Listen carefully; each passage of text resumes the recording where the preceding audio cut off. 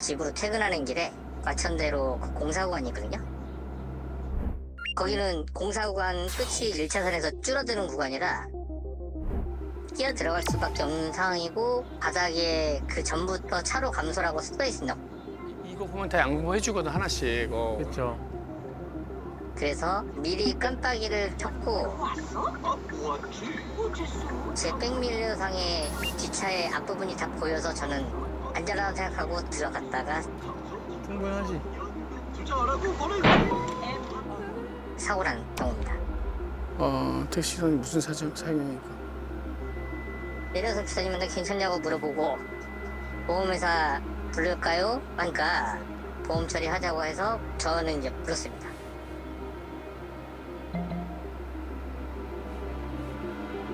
그런데 기사님이 차에서 좀 오래 앉아 계시다가 내리셔서 약간 휘청거리시길래 어떡해. 음주인가 했을 것 같아. 무슨 음주라고. 제가 혹시 약주하셨어요? 라고 여쭤봤는데 택시기사가 뭔 술을 먹냐 이렇게 말씀하셔서 그러니까 그거 저건 진짜 말이 안 돼. 처음에 저는 연세가 있어서 휘청휘청 하시는 줄 알았어요. 위험해. 으아. 그런데 기사님이 계속 지치비트를 하시더라고요.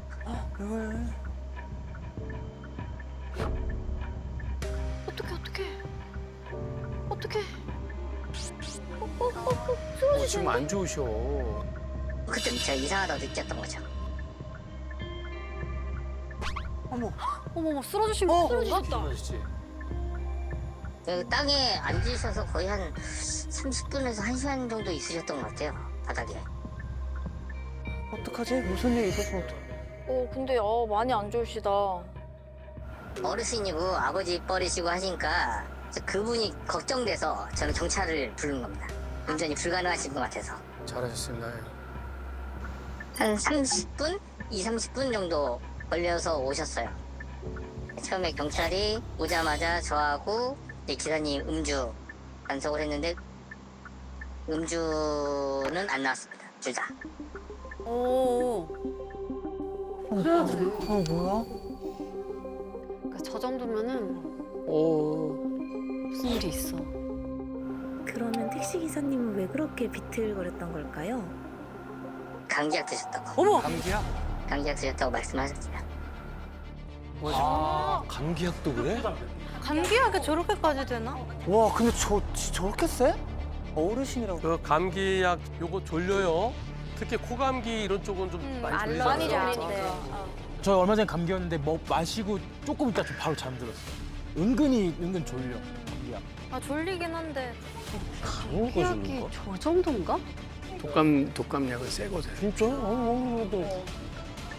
그런데 경찰 온 다음에도 계속 정신을 못 차리시더라고요. 계속. 그래서 이제 경찰들도 운전을 하지 않았으면 좋겠다고 동료를 부르라고 경찰 말을 좀 들어라. 운전하시면 안 돼요. 막 이런 강력하게 좀 말씀하셨던 상황이고요. 또 타시네. 그런데 말리다가 안 되니까 이제 경찰분들도 그냥 보내주신 것 같아요. 그냥 보면 좀 말리지 않는. 가실 수 있다고 하니까. 말도 안 돼. 가셨다고? 그 상태로 어떻게 운전을 해? 저렇게 돼? 말리면 안 돼. 아니 저걸 그냥 보내면 어떡해? 사고 나면 어떡하려고. 저것 때문에 사고가 나는데 이 영상을 못 봐서 그렇구나. 그치? 그래서 경찰서에 전화를 했더니 그 택시 2차 사고가 있었다고 얘기하시더라고요.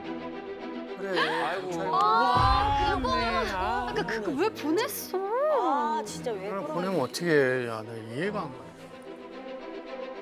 나중에 이제 블랙박스 그 전 영상을 봤는데 이분이 운전이 불안하긴 했어요. 다들 차 가는데 혼자 멈춰 있다가 그러네, 약간. 갑자기 훅 가시거나 그러네. 어떡해. 제가 볼 때는 운전 불능 상태셨던 것 같긴 합니다. 아니 저 상태로 운전을 왜 해? 진짜 승객 탔어 봐. 왜? 그러니까는 너 저 차에 탔다고 생각해봐. 그러니까 승객 안 탄 게 진짜 너무 무서웠을 것 같아. 뒷자리에 앉아 있었으면. 내려주세요. 내려주세요. 네, 내렸을 것 같아요, 진짜. 근데 경찰은 또 뭐가 있어요? 왜? 그런데 경찰 그 조사관분이 얘기하시기를 블랙박스상 제가 가해차 같다. 불박차? 무슨 소리야? 도로교통법상 끼어드는 차가 과실이 더 많을 거다. 그래서 그때가 더 황당했죠. 아 저런 거 참 답답하다 저런 거는. 뭐 제가 지금 100대 0을 원하는 것도 아니고 약을 드신 분이 운전해서 저랑 사고 났는데 제가 가해자라는 건 좀 약간 억울해서 제보를 드렸죠. 불박차의 잘못이 과연 있을까? 없지요, 선생. 공간이 났는데 온 거잖아요 이렇게. 이게 컨트롤이 안 된 거잖아요. 그죠? 당연히 택시 거의 100%에 가깝죠. 와, 진짜 황당하겠다. 진짜. 아 근데 이거 경각심. 네, 왜냐면 생각보다 우리가 약물을 맞아. 좀 쉽게 생각하세요. 너무 쉽게 생각하기도 하고 나도 감기 있으면 맞아, 살짝 약 감기약 같은 먹고 거 운전해야지 먹고. 이렇게 나오시는 분들이 많으니까 많을 것 사실은. 같아요. 이건 다들 다 아셔야 되겠다. 그렇죠. 그렇다면 약물운전이라면 어떤 걸 처벌할까요? 금지된 약물을 투약하거나, 금지되지 않더라도 그렇지 이제 뭐 약물을 어떤 약물 그러니까 약 감기약 무슨 약 뭐 감기약이면 어떡해? 소화제는 소화제는 안 되는데. 안 된다 그래. 소화제가 안 된다고? 소화제 되지 소화제는 않아요? 마셔야 되지 되는데. 되지. 기준 어렵다.